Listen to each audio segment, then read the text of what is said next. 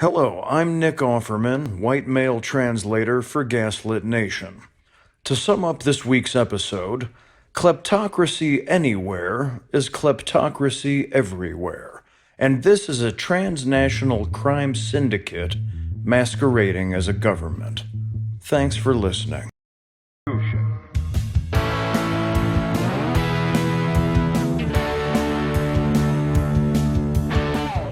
I'm Sarah Kendzior, the author of the best-selling essay collection, The View from Flyover Country, and the upcoming book, Hiding in Plain Sight. I'm Andrea Chalupa, a journalist and filmmaker, and the writer and producer of the upcoming journalistic thriller, Mr. Jones. And this is Gaslit Nation, a podcast covering corruption in the Trump administration and rising autocracy around the world. As you know, our government has been hijacked by a transnational crime syndicate, and for 3 years, officials have refused to stop it or failed to stop it. Over and over, we've heard from these ineffective officials that the solution is to simply vote them out in 2020. But why does anyone think that an election can fix this when election interference in 2016 is what got us into this mess to begin with? And let's be clear, we are not saying don't vote. You should absolutely vote, and in enormous numbers. But we are saying that whoever you vote for needs to be prepared to deal with the unprecedented threats that we currently face. 2020 is not a normal election. It is an existential crisis. The endless horse race speculation on display in the media is an offshoot of widespread anxiety about the loss of basic sovereignty and safety. Pundits do not want to talk about authoritarianism or organized crime or the fact that the current administration is a death cult refusing to act on major crises like climate change and the coronavirus. Pundits would rather play prediction games and monitor polls because that's easy, that's comforting, but it's also wrong. The candidate coverage is so ephemeral as to be meaningless. We have Biden proclaimed the winner one week, Bloomberg the next week, and now it's Bernie, all while 98% of the country in 47 states has not even cast a vote. And we're saying this on Tuesday morning. We're going to discuss the candidates and their controversies throughout the show. But it's important to remember that first, nothing is set in stone. And second, we are, as a nation, dealing with a much bigger political crisis than which Democratic candidate will win. And officials, including the candidates themselves, need to be much more blunt about its severity. They will need backup plans for if they lose, but they also need backup plans for if they win, because Trump will likely refuse to leave office. People often compliment Gaslit Nation for our ability to predict the outcome of events in advance. But we are here to tell you right now that we have no idea who the Democratic nominee will be. And one reason we do not know is because of the cavalcade of crises we are facing, ranging from structural obstacles to voting, to digital information warfare, to candidate health issues, to variations in voter turnout, to the chaos of the Trump administration itself. The reason we have been able to predict what Trump and his criminal cohort will do is because autocracy follows a playbook. You can see the time-tested tactics of dictators being used here in the US, and you can see the patterns of autocratic consolidation in the Trump administration all throughout history. In contrast, the Democratic presidential primary is volatile and unpredictable. So vote for who you think will do the best job. You cannot predict the future. You can only fight for the future you want. I want to say to anybody who is feeling despair at the moment, despair is an invitation to do something. So accept that invitation. And I want to thank our listeners for tagging me and Sarah in articles they think we would find of interest. We really do appreciate that. So one listener, Jonathan C-137, on Twitter as I'm Too Big to Fail, he let us know that there's this story in the UK press of two sisters, Asha, age 12, and Jaya, age 10, who boycotted a Kellogg's cereal because the palm oil that this Kellogg's cereal used was depleting forests that orangutans that are already endangered desperately needed to survive. We, in our credits, like to draw our audience's attention to urgent causes, including fighting the palm oil industry, which is very destructive, and palm oil, unfortunately, is very widespread. And orangutans are losing the forest that they need to survive, leaving a lot of orphaned orangutans, and it's really heartbreaking. So these two young sisters in the UK started a petition, and Kellogg's cereal heard them and said, yes, Asha and Jaya, we agree with you, and we're going to use more responsibly sourced and sustainable ingredients for our cereal. And we're going to start phasing that in. And so good on them. That shows they took their despair after watching a heartbreaking documentary on what was happening to orangutans because of the destructive and evil palm oil industry, and they took action. They took their despair and they turned it into action. So if these two beautiful little girls in the UK can do this, any of us anywhere in the world can do this. So turn your despair into action. Your despair is an invitation to do something. And if you want to know where to start, go to the Gaslit Nation Action Guide on gaslitnationpod.com. Now, we have your authoritarian weather report. Let's move into this. So the purge continues. I'm going to just go through some of the headlines of horror that have been going on, just so we all understand, yes, this is really happening. And yes, this is what authoritarianism looks like. This is it. This is not a drill. This is the real thing, guys. And so I'm going to start off with some headlines. Kyle Griffin of MSNBC News pointed out on Twitter, quoting, "The Trump White House and its allies over the past 18 months assembled detailed lists of disloyal government officials to oust and trusted pro-Trump people to replace them, according to more than a dozen sources familiar who spoke to Axios." So the purge is deepening. They're going in deep. They are consolidating their power. They are going to have Trump loyalists in all corners of government. And those Trump loyalists will be strategically placed to monitor anybody who might be a patriot left in their government to ensure that government works freely, fairly, openly, and fairly for all. So this is a very dangerous situation. As Sarah pointed out, and as we always point out in every episode, if Trump should steal another election, if Trump should somehow win re-election of the Electoral College, because we know he's not going to get the popular vote because he didn't the first time, and he's even deeply more unpopular this time around. So if he manages somehow to win the Electoral College and we get another 4 years, maybe 8 years with Trump, and then more years coming after that with Ivanka and Don Jr., that's it. That's it. And this is going to be, Franco's Spain. From the Washington Post, quoting McRaven, who oversaw the 2011 Navy SEAL raid in Pakistan that killed Osama bin Laden, writes in opinions that Americans should be deeply afraid for the future of our nation. This is from retired Navy Admiral William McRaven, who is reminding us yet again, this is the real deal. Authoritarianism closing in. Trump's ambassador to Germany, Richard Grenell, who said he wanted to empower right-wing forces across Europe, is back in the news. According to CNN, quote, Grenell ousted a veteran intelligence officer who served as the number 2 at the Office of the Director of National Intelligence and brought on board a former staffer of Representative Devin Nunes, a California Republican who's a staunch Trump ally. Nunes is more than that. Nunes is what an aspiring autocrat looks like. They're idiots. They're brazen. They really do want to sue anybody that dares make fun of them, anybody that dares sit down first during a standing ovation of them, like Stalin famously did. Devin Nunes is what an autocrat looks like before he's consolidated total control. That's what they're idiots like that. Devin Nunes is the mold. The majority on SCOTUS, so Howard Dean points out that our legislative branch is far right and extreme. And as we always point out, the courts are the prison bars of an autocracy. So Howard Dean writes on Twitter, the majority on SCOTUS has little loyalty to the Constitution, the legislative branch, or democracy. Their masters are the Federalist Society, the right wing, and the Republican Party. They have made the court system into a joke. Yes, that's correct. So if you have ever wondered, why is that country over there in that former Soviet state, why is it so corrupt? Why is it such a prison? Why is Belarus the way it is? It's because of that. It's because the court, there's no way out. If your government is oppressing you and you try to take it to the courts, well, the courts are just another wing of that oppressive government. So that's what it looks like.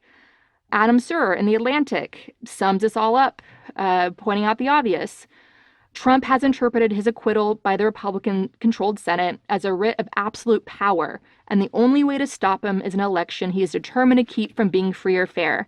This is how democracies are unmade. That is correct. From Reuters, Trump calls for all cases stemming from the Mueller probe to be thrown out. Of course he does. Meanwhile, it comes out that Trump offered a quid pro quo, because that's what mobsters like to do, with Assange to deny Russian interference in exchange for a pardon. This revelation is even sicker than that. This news from Yahoo points out that they wanted Assange to dig up proof, quote unquote proof, that it was murdered DNC staffer Seth Rich that provided the emails, not Putin's mafia state that sent its hackers in to steal volumes of emails and documents from the DNC, an act of war against a major political party. So from Yahoo, Russian intelligence agencies first planted the conspiracy theory that Seth Rich was murdered by gunmen hired by Hillary Clinton. It also reported that Russian trolls later repeatedly boosted claims on Twitter and other social media platforms that Seth Rich had leaked the material to WikiLeaks. Once again, Donald Trump stole the 2016 election with the help of Putin's mass murdering mafia state. We're up against an actual mafia posing as a theocracy because they need to have their diehard evangelicals, their doomsday cult, acting as their brown shirts in order to control and suppress us. That's what's coming next. Here in New York, I know a family that's had to ask themselves, when will they leave the country? What line will be crossed that would signal to them that it's time to pack up and move out of the United States? And for them, it was if Roe versus Wade is overturned, which is a clear sign of an autocratic theocracy of finally cementing its powers. Because one of the things that autocratic regimes do is they suppress women. They shove women back into the home. Why? Because women are on the front lines of fighting for human rights, fighting for their children's future. So of course, if you control the women, then you control dissent. That's it. And so we cannot afford. I mean, I understand that, we're going to have a vigorous debate in this conversation today, and when people are having this across the country. But let's keep in mind that while we're having a very colorful Democratic primary, one that I think is descending into the petty chaos of a condo board meeting, we do have to keep in mind that actual authoritarianism is strengthening in our country. It is strengthening.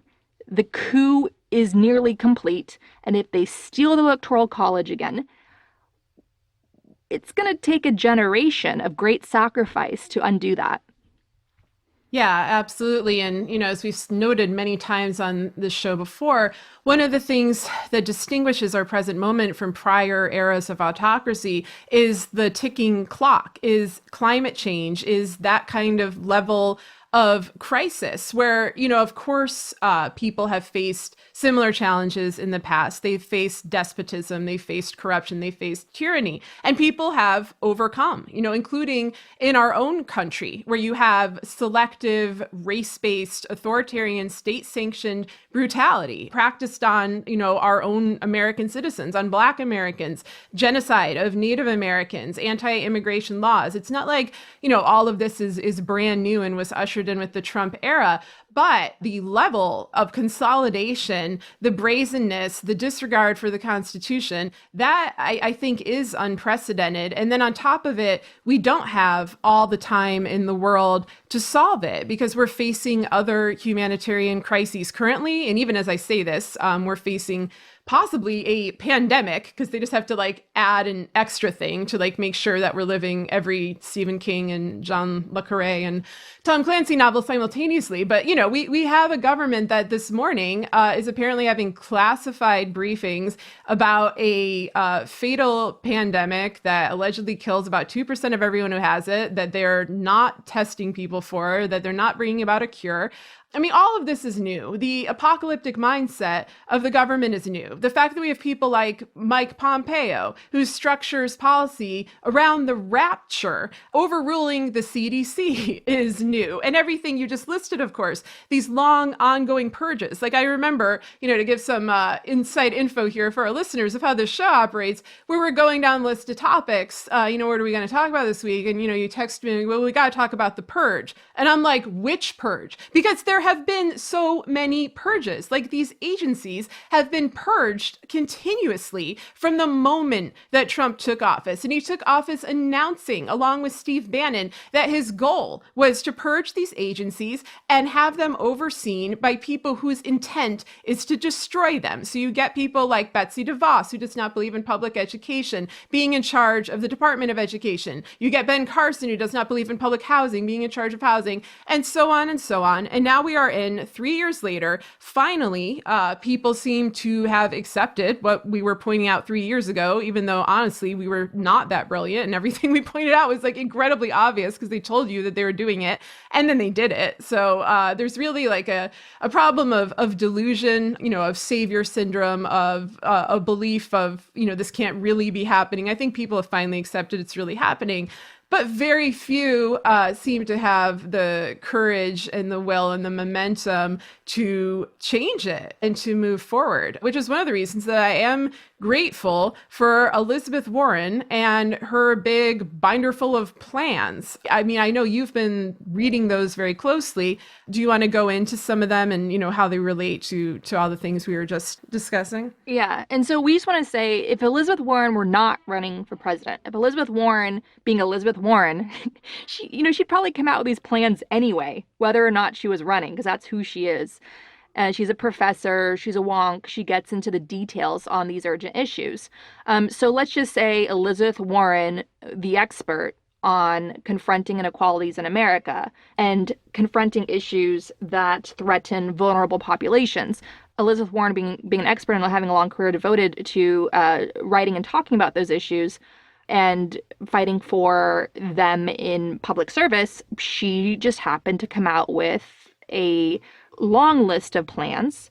And Sarah and I are going to discuss some of those that we believe, given all the years of research that we've done into corruption and authoritarianism, we believe that these are Elizabeth Warren's plans that provide us with a blueprint on how to Trump-proof and Putin-proof our democracy. So whether Elizabeth Warren wins or loses does not matter. I mean, it does matter to us because we want to see these plans implemented. But what we're telling you, whoever you support in this primary, however that person speaks to your heart and however they convince you to, not watch Netflix that night and instead make some phone calls for them. So whoever that is for you in this Democratic primary, we're asking you to have an open mind and consider how these specific plans are essential. No matter who wins or loses, no matter what happens in November 2020, these are the plans we need to follow on the all-important grassroots state level and make sure that we get communities around implementing them. Because if we do this work, if we devote ourselves to this work over the next 10 years, which we have to do, we can successfully avoid, I believe, an Ivanka Trump presidency. We can successfully avoid a Don Jr. presidency because that is what we are very much up against. And if you think that is shocking to hear, then you're not paying attention. That is the name of the game. It is no longer the Republican Party. It is the Trump crime family party. The Republican Party that you may have grown up with as a kid, that's long gone, no longer exists. And so here they are. So you can find these plans by going to elizabethwarren.com. If you want to read along. This is it. This is what needs to be done. So she has a plan for fighting back against white nationalist violence.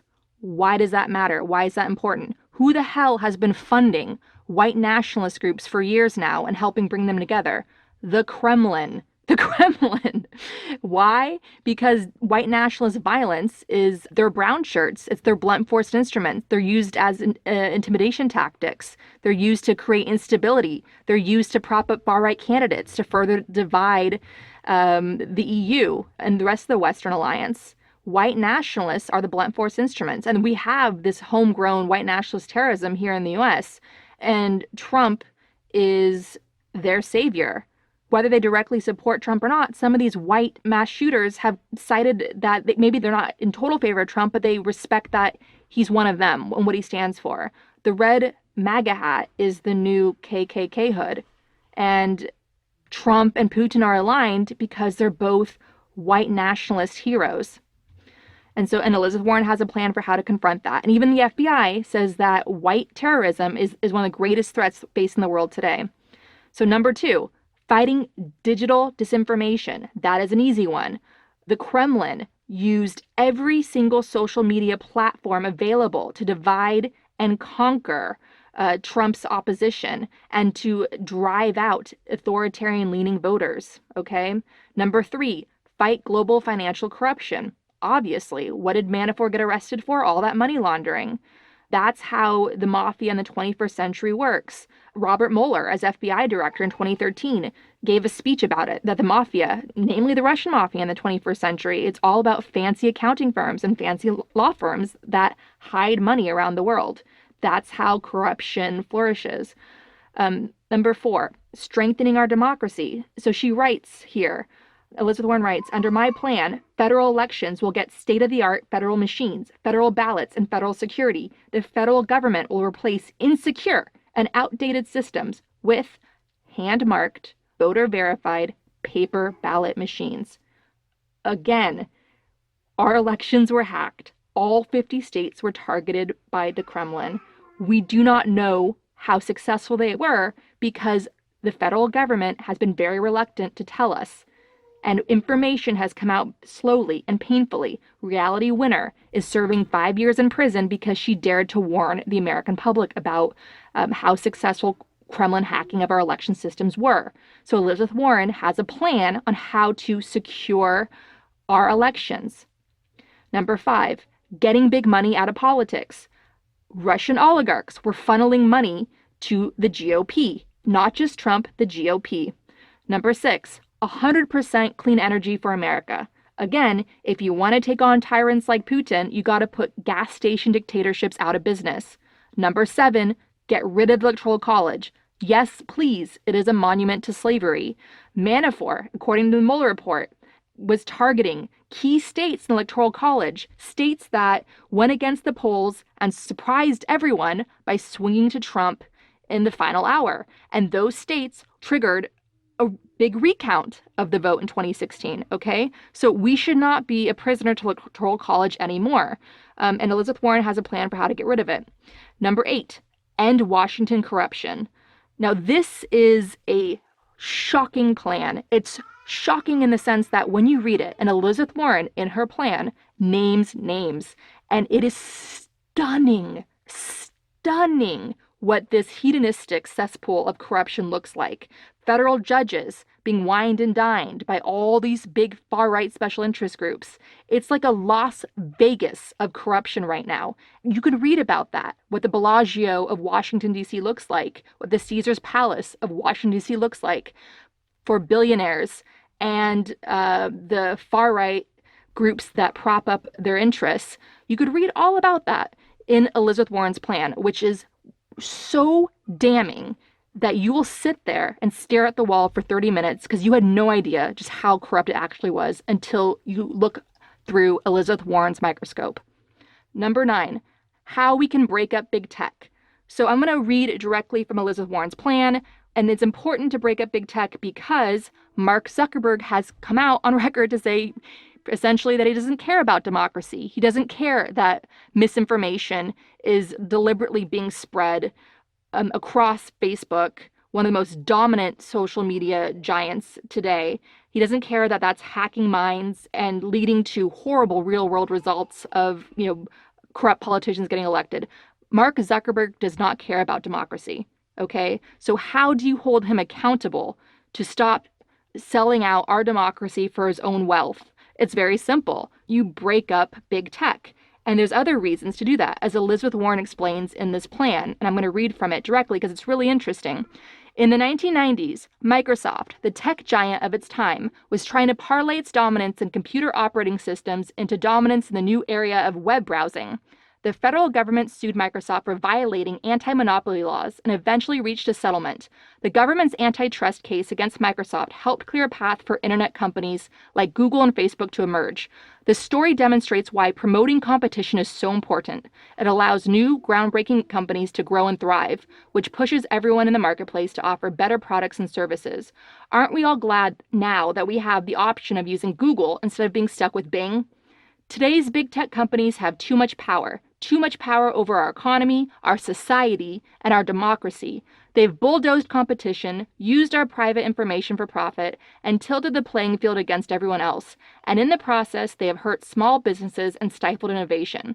As these companies have grown larger and more powerful, they have used their resources and control over the way we use the internet to squash small businesses and innovation, and substitute their own financial interests for the broader interests of the American people.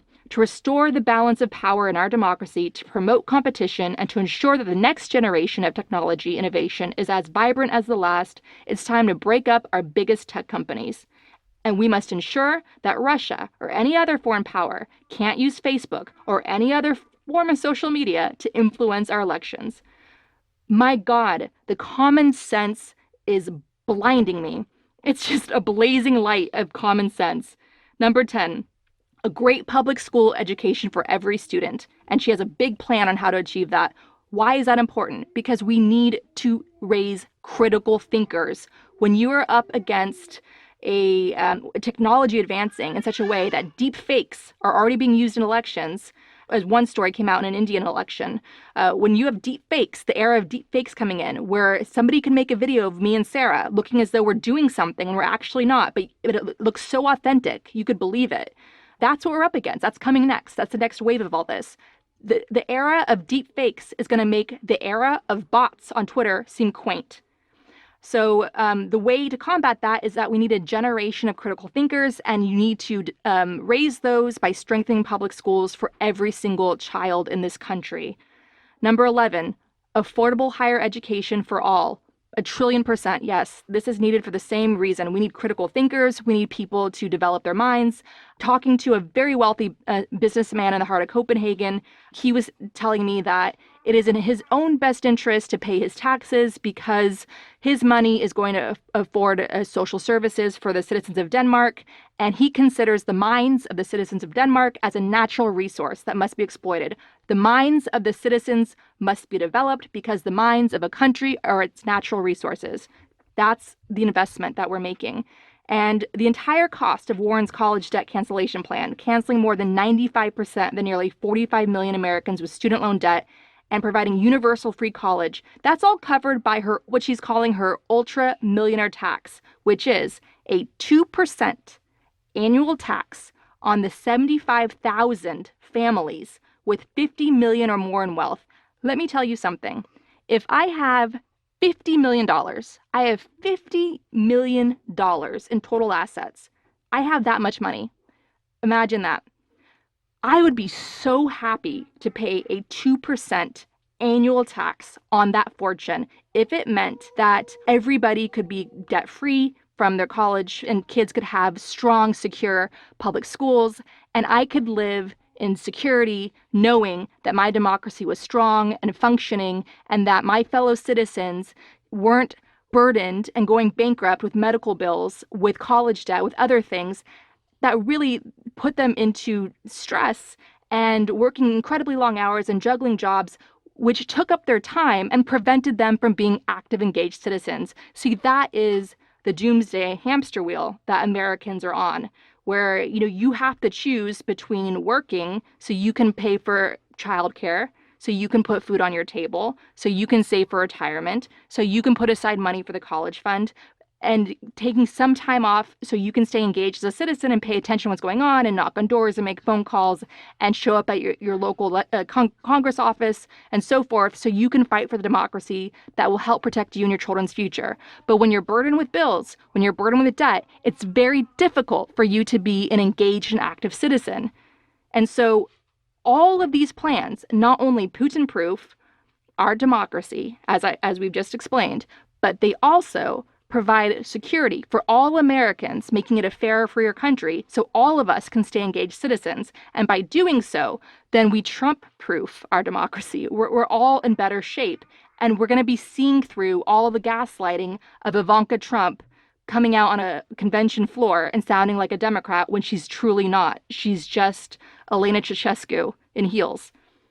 I think that's great. And I hope that everyone not just listens to what you said, but actually goes and looks up these plans on their own, analyzes them, thinks about them in reference to our current political plight, and see that these are actual roadways out. And, Andrea and I are not known for our optimism or for advocating easy solutions. There are no easy solutions in this time. But that is why these proposals are all the more impressive. And honestly, it would be such a wasted opportunity to not have Warren, or at the least to not have these proposals implemented in office, because we're at a turning point. We are turning rapidly toward autocratic consolidation, and whoever wins is just in for hell. They're going to spend their term digging us out of this hellhole that not just Trump, but all the crises of the past that were never fully addressed in remedies had brought us to.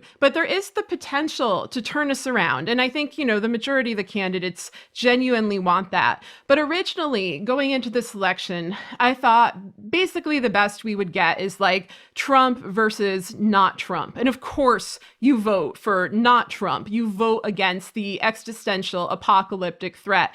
It never occurred to me that we would actually be so fortunate as to get a candidate who intrinsically understands the crises that we're facing, understands the intersection of those crises, has actual compassion for people who are being affected, people who are being vulnerable, is skilled in both, domestic and foreign policy, because she understands that kleptocracy is a global phenomenon, particularly in the digital age. Her plan addressing financial crime makes this very clear. And so that is why we endorsed her on Gaslit Nation. We didn't take that endorsement lightly. And it doesn't mean, we hate all the other candidates or anything like that. It's just, this is an actual good thing. We're bringing you the shocking phenomenon of good news on Gaslit Nation. And again, to reemphasize Andrea's point, I hope that whomever wins considers these plans carefully, because that is what matters. What matters is serving the public. What matters is turning this around. It should not be about personality cults. It should not be about these kind of weird, minuscule, intrapartisan feuds that have dominated media coverage and have dominated the Democratic Party itself. It should be about helping people. And these are roadmaps to doing that. So, it's very hard for me to envision some of the candidates, taking these suggestions seriously, particularly Michael Bloomberg, who we discussed last week is the most dangerous of the quote unquote Democratic, I don't even know whether to call them that, Democratic challengers, but I can see the others at least taking bits and pieces of it. So please check those out. We all have to be united, whoever the Democratic candidate is, because I'll tell you very simply, we need to all endorse in 2020, stop the bleeding. Stop the bleeding 2020, because that's really what this is. And as president, even if it's the worst Democrat in the bunch, as president, that Democrat will not be suing the states or carrying out vindictive measures against the states like what Trump is doing, such as, banning New Yorkers from getting global entry, which is just so petty because New York City is a sanctuary city against his crackdown on immigrants, which is dystopian what he's doing, how he's terrorizing immigrant communities. And so please understand that this show, we constantly highlight the all important work that we each must be doing on the state level, meaning know who your state rep is. Make sure that your entire state government is a blue trifecta. That is how you're going to protect you and your family against Sorry. What? I'm just Missouri. But go on. This is such a fantasy, but you're right. Keep going. But you can get it, though. Look at Virginia. Virginia is now solidly blue. True. Virginia was purple. Virginia was red. I mean, look at the miracle of Virginia. It's absolutely possible. And progress takes time. Progress takes smart organization. Progress takes hard work. And progress takes a refusal to give up.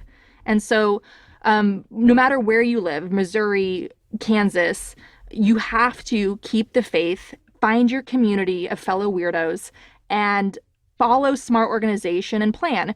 When I look at Elizabeth Warren's plans, I think about Howard Dean's 50-state strategy, and why can't we band together with organizations like Move On, Swing Left, all these other groups, and all of us work together on a 50-state level strategy like Howard Dean did to get Barack Obama elected in 2008. Barack Obama seemed like a long shot in 2008. Howard Dean did it with a 50-state strategy. They showed up everywhere, and the Democrats came out of hiding, and they were thrilled. They were thrilled that they finally had a Democratic leadership that united the country, because Democrats, progressives are in every single state. We cannot abandon each other. We have to solidify that.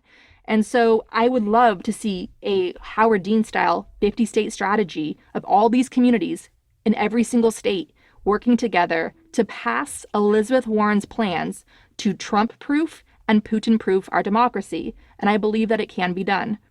My sort of dark laughter at that moment was just in reference to how dire the situation is in Missouri. But as you noted, Virginia was in this position before, and Missouri was not always in this position. And so, there is no thing as a red state or a blue state. I've said that many times. I said that in my book, The View from Flyover Country. That's a conceit that was created by cable news. Every state is a purple state, and every state is dealing with structural corruption. And it is that corruption, gerrymandering, voter suppression, all these other problems that lock people in to legislatures that don't actually represent their interests. And, we've gotten into that in previous episodes, but I feel like, we've been getting a lot of questions lately from our listeners about Bernie Sanders and Russia, because as you know, we are a podcast that heavily covers Russia and covered the Mueller probe. Should we discuss that, since at this point, though 1.8% have voted, he's technically the front runner of the narrow margin? I want to go back to the opening clip of this show, which is Martin Luther King warning everyone not to sleep through a revolution, and that when times are changing, it's time for you to change with them. We opened the show with that because a lot of these pundits who are attacking Bernie, who are just erasing Warren, they don't understand that Bernie and Warren supporters combined so far in these caucuses show that the progressive movement is now the mainstream movement of the Democratic Party. And that is because you have a historic level of income inequality. That is because you have the climate crisis taking away jobs, impacting communities, threatening all of us, and creating climate refugees who have barely any social safety net to depend on. Do not attack Bernie. Do not erase Warren. Look at those as signs that you are sleeping through a revolution, Joe Scarborough. And I want to say how funny it is that Joe Scarborough is calling for Warren to drop out so that she can consolidate the movement to stop Bernie, when in 2016, Mika and Joe Scarborough liked to boost up Bernie in opposition to Hillary. They suddenly were like Bernie bros and say, oh, look how unfair Hillary's being to Bernie. I remember that vividly, thinking, please, you guys don't care about Bernie. You're threatened by Bernie. All you care about is stopping a Democrat from winning the White House and getting your friend Trump elected because you think that he's going to give you a seat in his kitchen cabinet. And you went to his New Year's Eve party when he was the president-elect, and then he burned you. Like he's made a career burning everybody because that man has no soul.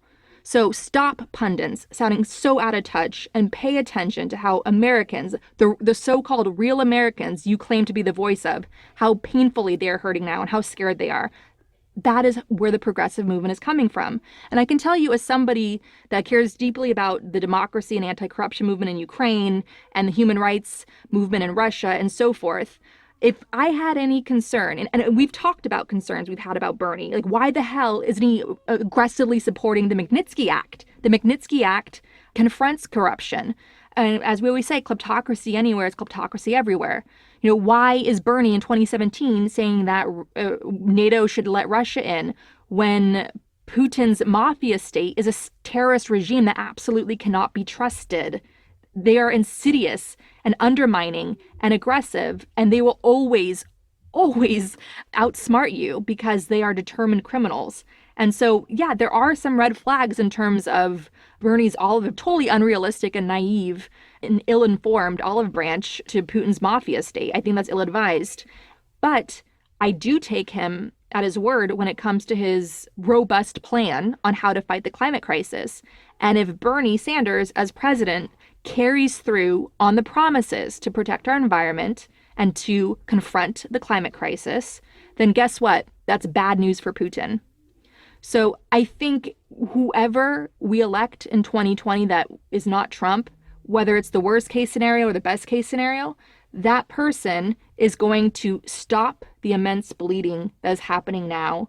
And whatever imperfections they have, we will work to correct those on the state level and fight for the policies of the candidates from the primary that we really loved. And if anybody says to you, oh, I can't vote for this person or that person or that person because that wasn't my favorite candidate, then ask that person point blank, oh, really? Tell me which policies of your favorite candidate you plan to work for on the state level and what your plan is there. And guess what? If they can't tell you, they're probably a bot or they're just an idiot.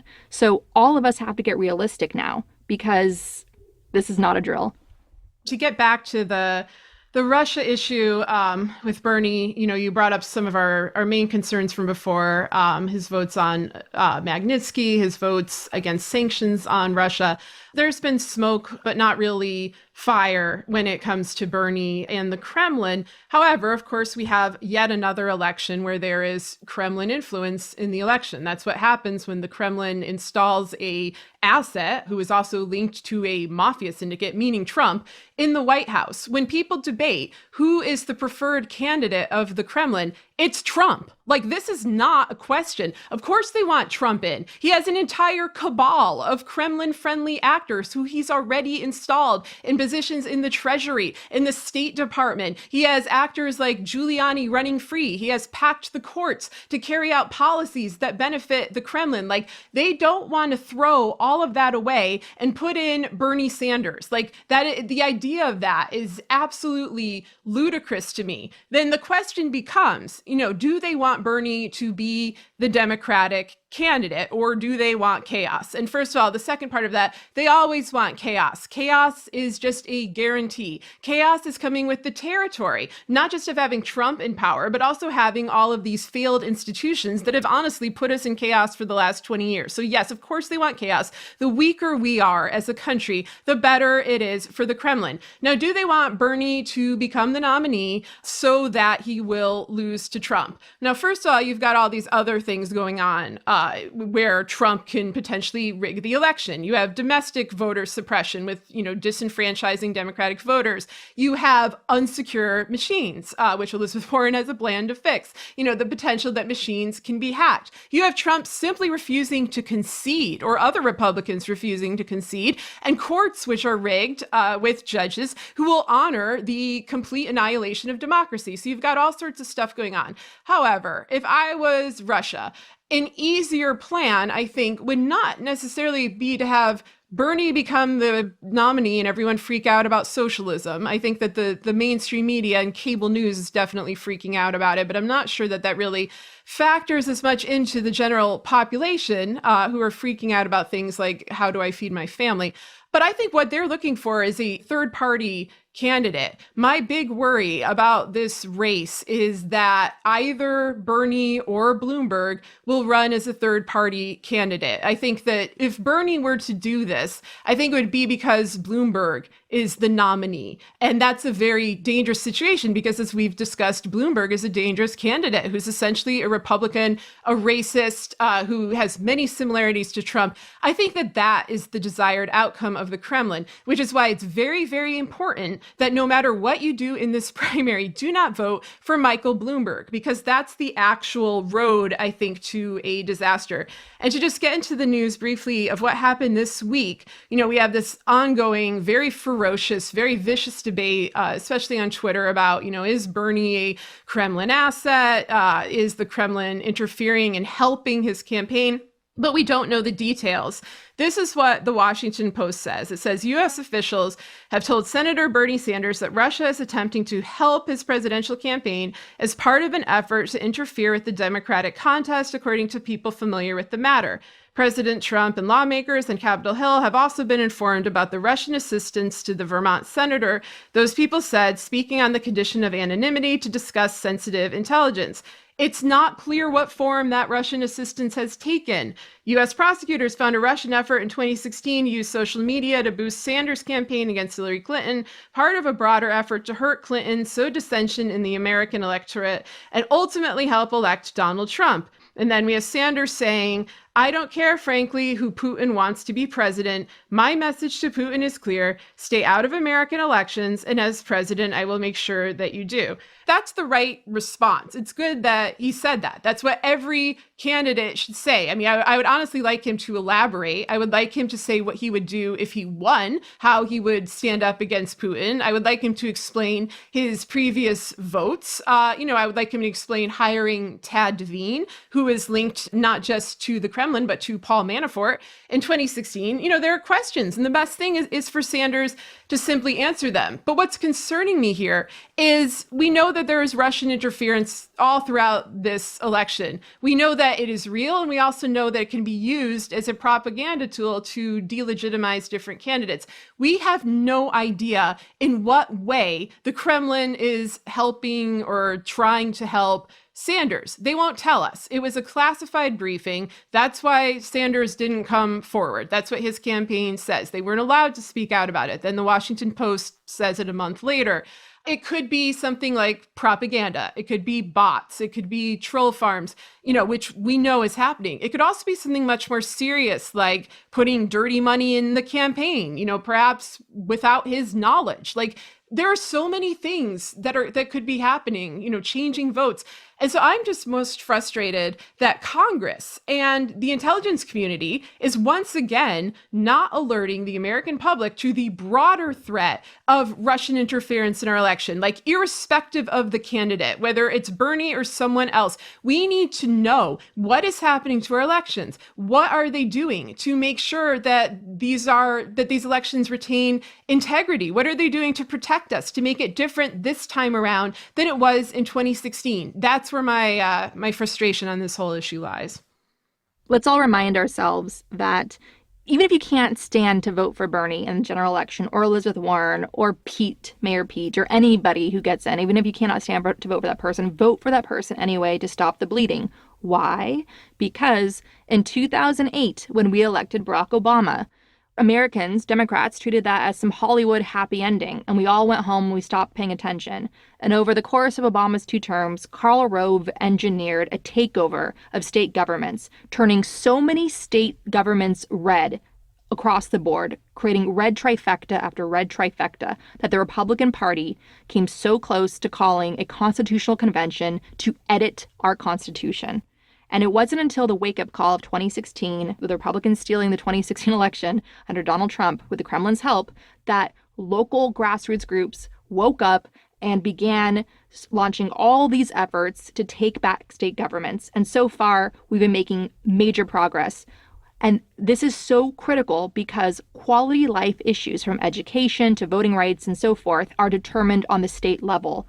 And if you try to have, for instance, a sanctuary city, if you try to pass aggressive environmental laws, the White House and the DOJ, the Attorney General, can sue your state, can do all types of vindictive measures to try to stop that progress in your state. So if you want to be able to build a progressive union state by state and not have to also battle the White House and the DOJ, then get any damn Democrat in there, because I promise you, none of these Democrats will sue your state for creating progress on the ground. So that's what we need. We need that because right now we're up against an actual dictator, and he's accelerating the purge. He's consolidating his power. He's packing the courts with far-right ideologues. Roe versus Wade may be overturned. The war on women will accelerate in unimaginable ways that our white male punditry lacks the imagination to envision, okay? This is very serious now. And the way you stand up to a bully like Trump is you call him out. And to get us in that spirit, to get us in that mood, we know that there was a debate Tuesday night, and this is going to be publishing on Wednesday morning. If you want to know our response to that debate, follow us on Twitter or, check in next week's episode. But for now, we're going to end this episode by playing the highlights of Elizabeth Warren mopping the debate stage floor in Nevada with the face of Michael Bloomberg, a very rich white man who looked like a deer in headlights because he is so rich and powerful, he's not used to being called out to his face. And he very naively walked out on that stage and was not ready for what was dished out. And so we'll play that now. We need to get everybody's health care plan out here. Mayor Buttigieg really has a slogan that was thought up by his consultants to paper over a thin version of a plan that would leave millions of people unable to afford their health care. It's not a plan, it's a PowerPoint. And Amy's plan is even less. It's like a Post-it note, insert plan here. Amy, I looked online at your plan, it's 2 paragraphs. Families are suffering and they need a plan. You can't simply stand here and trash an idea to give health care coverage to everyone without having a realistic plan of your own. According to the New York Times, the last time that Mitch McConnell was on the ballot, the vice president stood in the Oval Office and said, I hope that Mitch gets reelected so I can keep working with him. Well, Mitch did get reelected. He did not have an epiphany. Instead, he blocked nearly everything that Barack Obama tried to pass. Did you ever and he stole a Supreme Court seat from the Democrats, the Consumer Financial Protection Bureau. I'd like to talk about who we're running against. A billionaire who calls women fat broads and horse-faced lesbians. And no, I'm not talking about Donald Trump. I'm talking about Mayor Bloomberg. In my foundation, the person that runs it's a woman. 70% of the people there are women.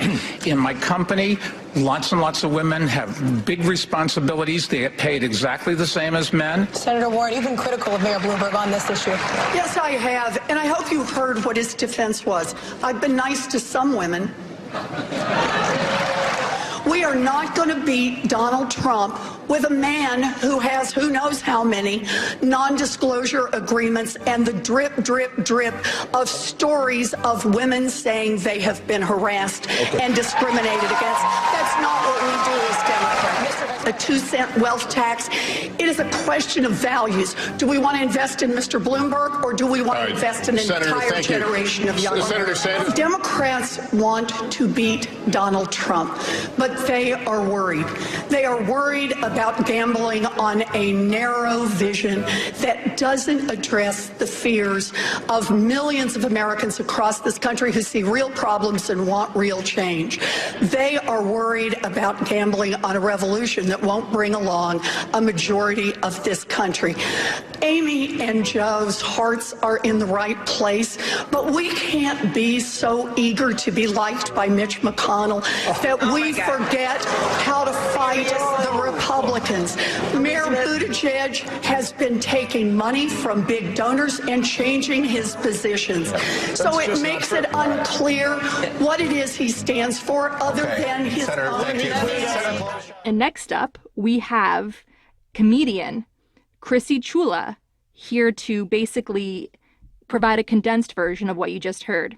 If you have children in the room listening to this with you, we're going to give you a 5-second warning. We suggest that you pause and ask them to cover their ears or leave the room. All right? We endorse this because we think it's hilarious and that Chrissy's brilliant. And thank you, Chrissy, for providing this little relief in these interesting times. I would like to start this debate off by first saying, Mike Bloomberg, you a bitch, you ain't shit, you ain't never gonna be shit. And since I got your time, Amy Klobuchar, your health care plan, only 2 paragraphs. You know what you're gonna get with Amy Klobuchar's health care plan? Some Robitussin and some water. Pete Buttigieg, you a child, stay in the child's place. Joe Biden, ho, why is you here? Bernie Sanders, you cool, but low-key, fuck you.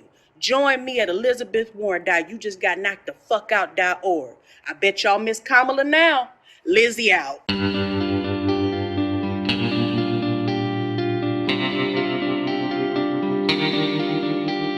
Our discussion continues, and you can get access to that by signing up on our Patreon at the Truth Teller level or higher. We want to encourage our listeners to help the victims of the Australian fires by donating to the Australian Red Cross, working on the ground to help people in need. For help directed towards Australia's First Nations communities, check out the Fire Relief Fund for First Nations Communities by Neil Morris. We've posted links to these groups and others on our Patreon page. We also encourage you to donate to WIRES, a group that rescues native Australian wildlife in distress. Donate at wires.org.au. And if you want to help critically endangered orangutans already under pressure from the palm oil industry, donate to the Orangutan Project at theorangutanproject.org. Gaslit Nation is produced by Sarah Kenzier and Andrea Chalupa. If you like what we do, leave us a review on iTunes. It helps us reach more listeners. And check out our Patreon. It helps keep us going. Our production managers, who we sorely need, are Nicholas Torres and Carlin Daigle. Our episodes are edited by Nicholas Torres, and our Patreon exclusive content is edited by Carlin Daigle. Original music in Gaslit Nation produced by David Whitehead, Martin Vissenberg, Nick Farr, Damian Arriaga, and Carlin Daigle. Our logo design was donated to us by Hamish Smith of the New York-based firm Order. Thank you so much, Hamish. Gaslit Nation would like to thank our supporters at the producer level and higher on Patreon. Adam Ingersoll, Adam Levine, Alabama, Alan Liu, Angela Harvey, Ann Marshall, Becky Karush, Brian Tajudin, I think it's Tahudin. I'm not sure. Brian, tell us what it is. Carl Hosier, Carol Gulstad, Catherine Anderson Carana, Kathy Kavanaugh, C. Baker, David Porter, Diana Gallagher, D.L. Singfield, Dorothy Kamarick, Doug Friedenberg, Elizabeth Dove, Eric Kaplan, Irina Guardia, Ethan Mann, Bontaine Carpenter, George Hughes, Gordon Shumway,